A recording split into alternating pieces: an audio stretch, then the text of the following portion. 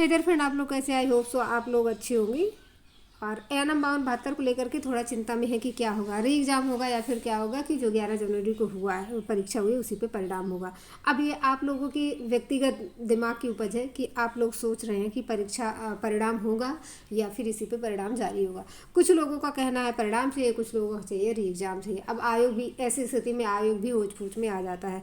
मुख्य सेविका भर्ती के लिए लड़कियां विभाग जा रही है। हम इन तमाम दोनों मुद्दों पर बात करेंगे, जैसा आप लोग कमेंट भी कॉल भी कर रही हैं और मैसेज के थ्रू भी अलग अलग तरह से बात कर रही हैं। तो सबसे पहले, अभी तक आपने वीडियो को लाइक शेयर नहीं किया तो लाइक शेयर करें। एंड देन इसी तरह के अपडेट पाने के लिए अभी तक आपने चैनल को सब्सक्राइब नहीं किया तो सबसे पहले क्या करें, फटाफट से सब्सक्राइब कर लें।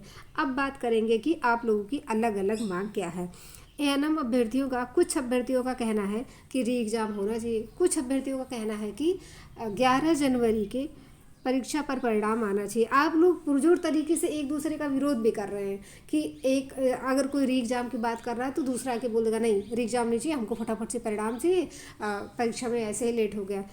तो कहने का मतलब ये है कि आप लोग एक मत पे चलिए।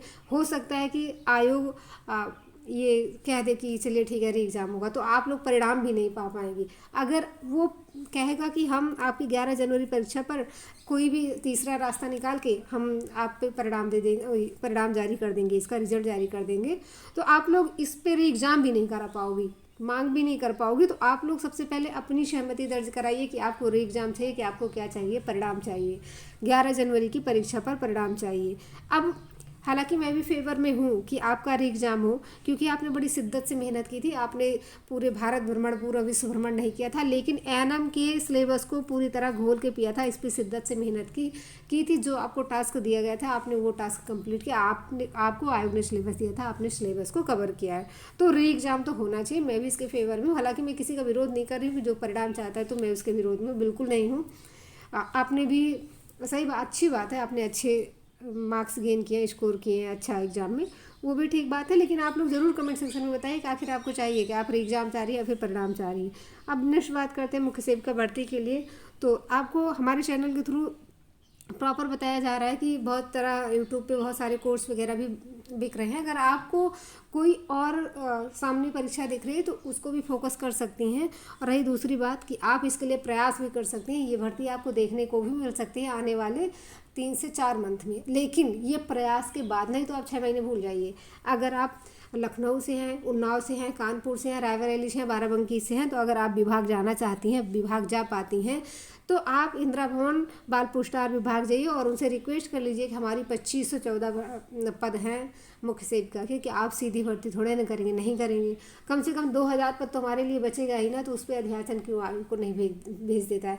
आखिरकार हम सरकारी कर्मचारी होंगे, राज्य के सरकारी कर्मचारी होंगे, तो राज्य को भी एक उत्तम प्रदेश बनाने में हम भी मदद करेंगे।